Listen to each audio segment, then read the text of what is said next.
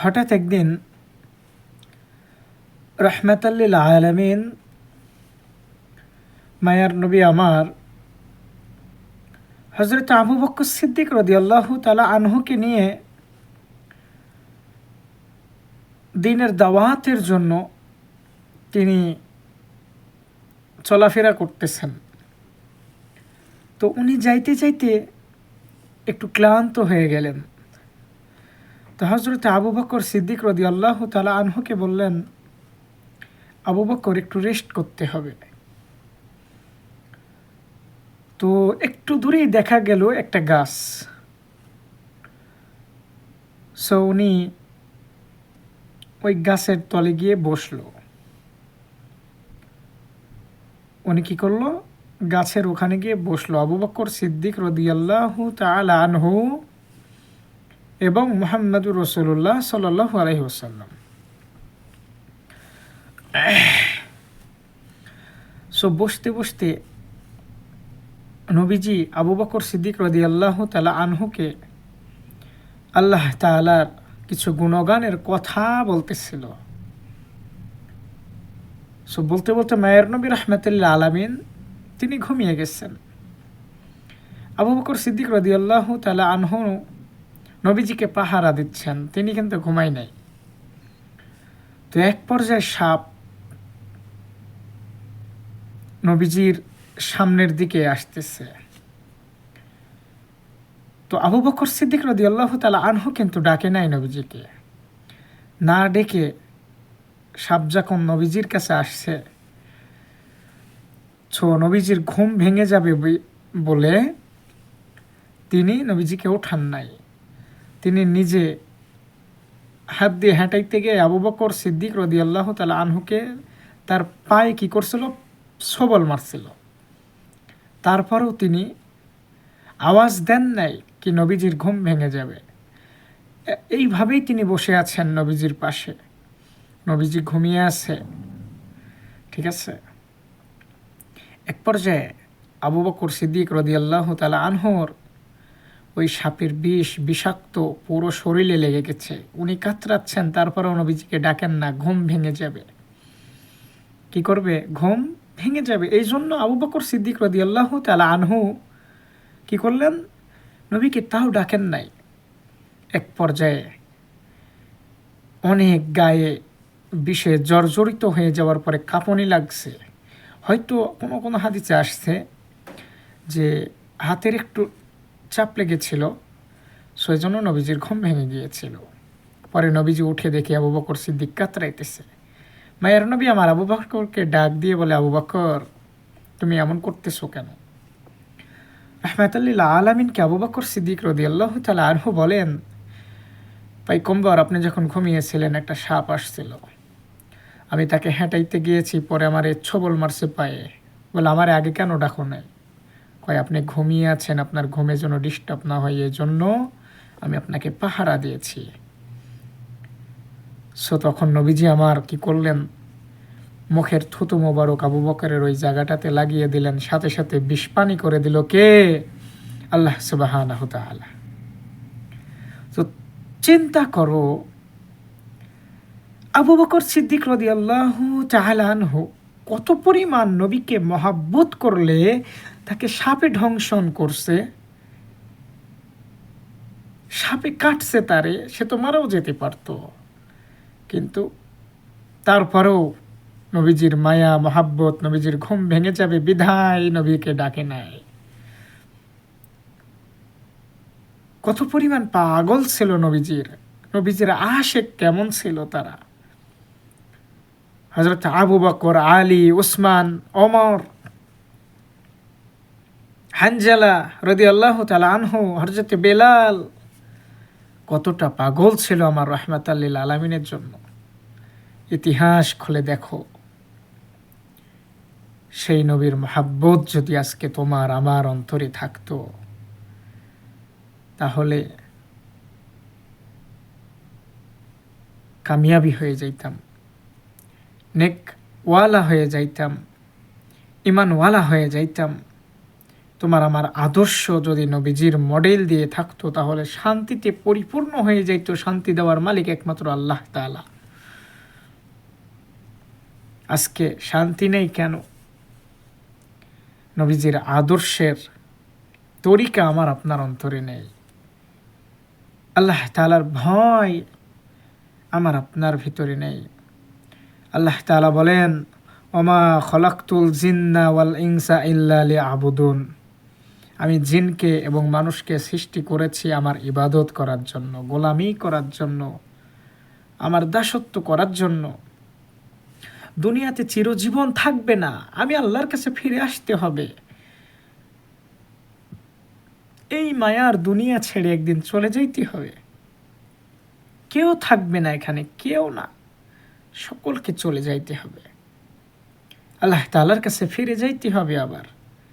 কিন্তু আল্লাহ যে একটা লম্বা হায়াত তোমাকে আমাকে দিয়েছে, 60 বছর 70 জিন্দেগি, এই জিন্দেগিতে তুমি সালাত কত ওয়াক্ত পড়ছো, কতটুকু সময় তুমি ইসলামের জন্য দিয়েছো, ভালো কাজের জন্য দিয়েছো, প্রত্যেকটা হিসাব কাল কিয়ামতের ময়দানে তোমাকে দেওয়া লাগবে।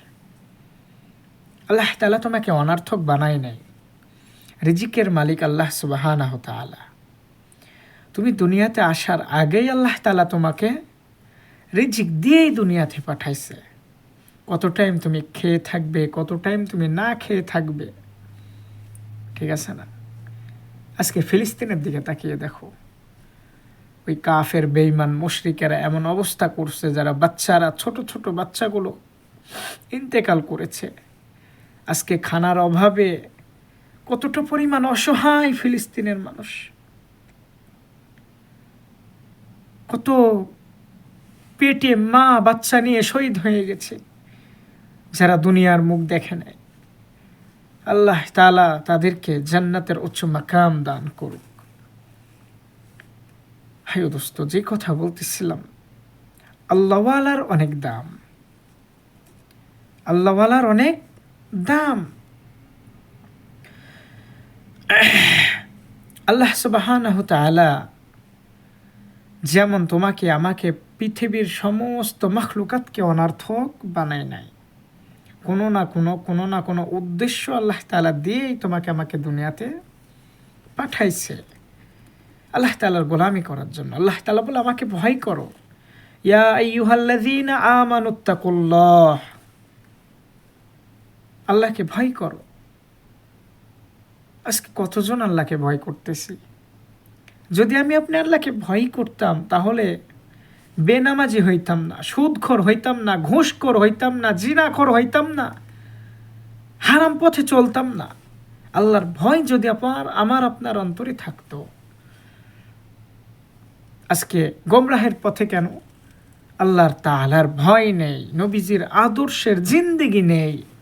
এই কারণেই তো আজকে তো যে কথা বলতেছিলাম, মুহাম্মদুর রাসূলুল্লাহ সাল্লাল্লাহু আলাইহি ওয়াসাল্লাম হযরত আবু বকর সিদ্দিক রাদিয়াল্লাহু তাআলা আনহুকে কি বলতেছিল, যে আমাকে আগে ডাকো নাই কেন?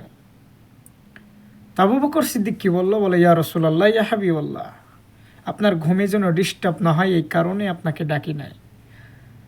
সো এক পর্যায়ে নবীজি বললেন যে তুমি তো মারাও যেতে পারতে। বলে, নবীজি, আপনার জন্য যদি আমি জীবন দিতাম, তাও আমি ধন্য হয়ে যাইতাম। তো হঠাৎ কিছুদিন পরে ওই সাপ জিকির করতে করতে নবীজির কাছে আসলো। কার জিকির করতেছে? মাওলা পাকের জিকির। আল্লাহ আল্লাহ বলে জিকির করতেছে। নবীজিকে বলল, ইয়া রাসূলুল্লাহ, নবীজিকে সালাম দিল, ওয়াসসালাতু ওয়াসসালামু আলাইকা ইয়া রাসূলুল্লাহ। সাপ কথা বলতে পারে নাকি? সাপ কথা বলতে পারে না। যদি আল্লাহ চায় তাহলে সবই সম্ভব। তিনি তো রাহমাতাল লিল আলামিন। নবীজিকে এসে সালাম দিলেন, বলেন, ইয়া রাসূলুল্লাহ, সেই দিনকে আমি আসছিলাম, বিয়াদবি হয়ে গেছে, মাপ চাই। আবু বকরকে আমি সুবল মারতে বাধ্য হয়েছিলাম, কারণ আমি আপনার কাছে এসেছিলাম জান্নাত জাহান্নামের বয়ান শোনার জন্য। আবু বকর আমারে তাড়িয়ে দিয়েছে, এই জন্য আমি তাকে সবল মেরেছিলাম। তো সাপ যদি নবীজির সাথে মহাব্বতের নেক নিয়ে আসে নবীজির কথা শোনার জন্য, আজকে তুমি আমি ওই নবীর আশেক হইতে পারি নাই, ওই নবীর উম্মত হইতে পারি নাই। আজকে দেখো আমাদের মাঝে কোনো সাহাবী নেই, সাহাবা নেই, নবীজি নেই। তাদের সময় তো মায়ার নবী ছিলেন। নবীজি দুনিয়া থেকে চলে যাওয়ার পরও হজরতে ওমর ছিল, আলী ছিল, ওসমান ছিল, হযরতে বেলাল রাদিয়াল্লাহু তাআলা আনহু কতটা কষ্ট করছেন। হাফসি গোলাম এত পরিমাণ কালো, আমার চাই তো বেশি কালো ছিল। ঠিক আছে, সো ইসলামের জন্য তিনি কত পরিমাণ কষ্ট করেছে। তাকে উত্তপ্ত বালুর ভিতরে, মরুভূমির ভিতরে চাপা দিয়ে পাথর বুকের উপরে রাখছে, বলে তোমার আল্লাহর নাম বাদ দাও। তারপরেও তিনি আল্লাহকে ডাকছেন ইয়া আহাদ আহাদ আহাদ বলে। বলে তোমরা যদি আমাকে মেরেও ফেলো তাও আমি আমার আহাদ নাম ছাড়ব না। বলে কেন ছাড়বি না? বলে এই আহাদ নামের ভিতরে এত মজা খুঁজে পাই, এত শান্তি খুঁজে পাই, যেটা পৃথিবীর আর কোনো জায়গায় এমন শান্তি আমি খুঁজে পাই নাই। কত কষ্ট করছে তিনি। নবীজি মারা যাওয়ার পরে আজান দেওয়ার জন্য ডাকা হলো হজরতে বেলালকে। ও বেলাল আজান দিবে না? বলে আমি আমার নবীর জন্যই তো আজান দিতাম, আমার নবীও নাই, আমি আজান দিব না।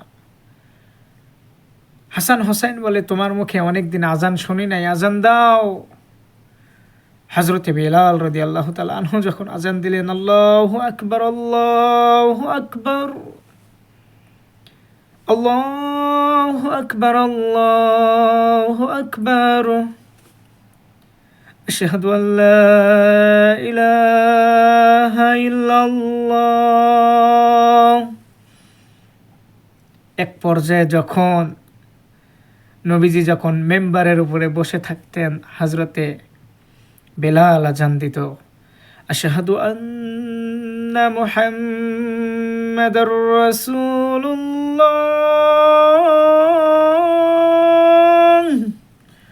সাল্লাল্লাহু আলাইহি ওয়াসাল্লাম।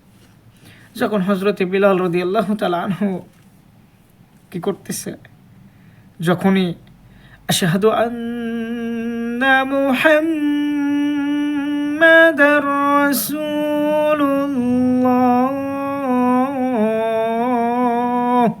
যখনই রাসূলের নাম নিয়েছে, বেলাল অজ্ঞান হয়ে গেছে। আর মেম্বারের দিকে তাকায়, মেম্বারের দিকে তাকায় দেখে রাসূল নেই, মেম্বারের দিকে তাকায় দেখে রাসূল নেই। যখনই হযরতে বেলাল আজান দিত আর মুহাম্মাদুর রাসূলুল্লাহ বলতো, তখন নবীজির দিকে তাকিয়ে থাকতো। যখন বেলাল আজান দিয়েছে আশহাদু আন্না মুহাম্মাদুর রাসূলুল্লাহ, তখন দেখে বেলাল মেম্বারের দিকে চায়া দেখে মায়ার নবী রাহমাতাল লিল আলামিন আর নেই। তিনি বেহুশ হয়ে গেছেন কাঁদতে কাঁদতে। তাকে আবার ওঠানো হয়েছে, সে আবার আজান দিয়েছে। কত আশেক ছিল আমার মায়ার নবী। আজকে তুমি কেন বুঝো না? তুমি জানো না অন্ধকার কবরে চলে যাইতে হবে? তুমি জানো না ওই অন্ধকার কবর বড় ভয়ঙ্কর জায়গা? তুমি জানো না ওই কবরে সারা জীবন তোমার একা থাকতে হবে, আত্মীয় স্বজন কেউ তোমার সাথে থাকবে না, আমার সাথে কেউ থাকবে না। কত বোঝাই তোমাদেরকে, নামাজ বাদ দিও না, মালাকুল মউত কখন তোমাকে আমাকে গ্রাস করে ফেলবে, এক সেকেন্ড সময়ও তোমার আমার থাকবে না। অন্ধকার কবরে সবাই রেখে দিয়ে চলে আসবে, সন্তান সন্তানের মতন চলে আসবে, কিছুদিন বাবা বাবা করবে, তারপরে ভুলে যাবে। স্ত্রী কিছুদিন স্বামী স্বামী করবে, তারপরে তোমার স্ত্রী যদি মুরব্বী না হয়, তা তোমার শ্বশুর শাশুড়ি এসে তাকে নিয়ে গিয়ে আরেক জায়গায় বিয়ে দিয়ে দিবে। কিসের বড়াই করো তুমি? আজকে ঈমানওয়ালা হইতে হবে, নামাজওয়ালা হয়ে যাও, আল্লাহর প্রেমিক হয়ে যাও, রাসূলের প্রেমিক হয়ে যাও। মরার পরে তোমার কবরটা জান্নাতের বাগান করে দিবে আমার আল্লাহ সুবহানাহু ওয়া তাআলা। আল্লাহ তাআলা আমাদেরকে দেখে আমল করা তৌফিক দান করো। সকলে পড়ুন আমিন।